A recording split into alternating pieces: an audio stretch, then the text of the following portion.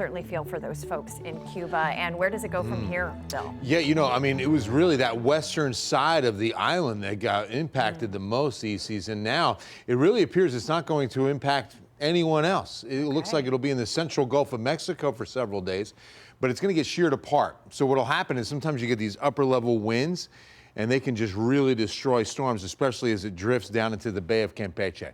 All right, want to start with some bad news for us. The new drought report is out and no change from last week. So without any significant rainfall, we're still seeing extreme drought in the San Antonio area. Look out west, it's still exceptional west of Big Bend. But for us, it's San Antonio, New Braunfels, Bernie, Bandera, Medina Lake, of course, all under extreme drought with severe as far east as Seguin as well.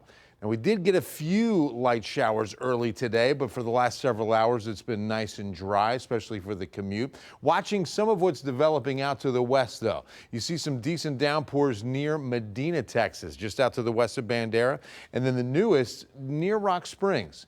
Some pretty good storms are developing. So these are all going to have to be watched closely because they can turn severe. The radar models are saying not too much in the offing for this evening. More light rain tomorrow morning at about 7 a.m.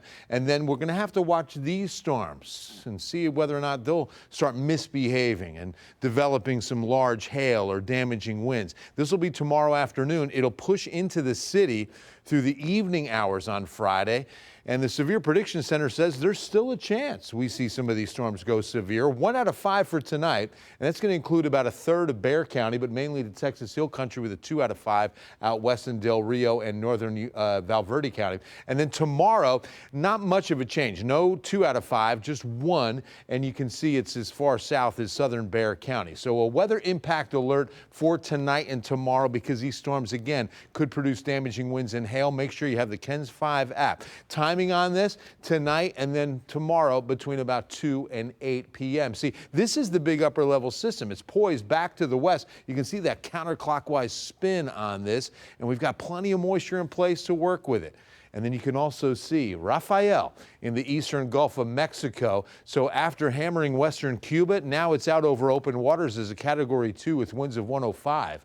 And see how it's going to drift to the west and just kind of die out in the northern Bay of Campeche. So good riddance on that. You know, we've never had a November hurricane hit Texas or even Louisiana. We've had 3 in recorded history.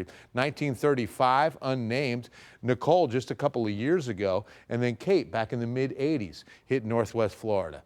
All right, let's take a look at the 14-day forecast from the beautiful Tower of the Americas. Tomorrow, weather impact alert with a 50-50 chance of the showers. And again, tomorrow evening, thunderstorms clearing out for a nice-looking weekend. 76 to 81 by Sunday. Rain chances will return, but they're minimal. Only Tuesday, Wednesday. 30% chance on Wednesday, the 13th.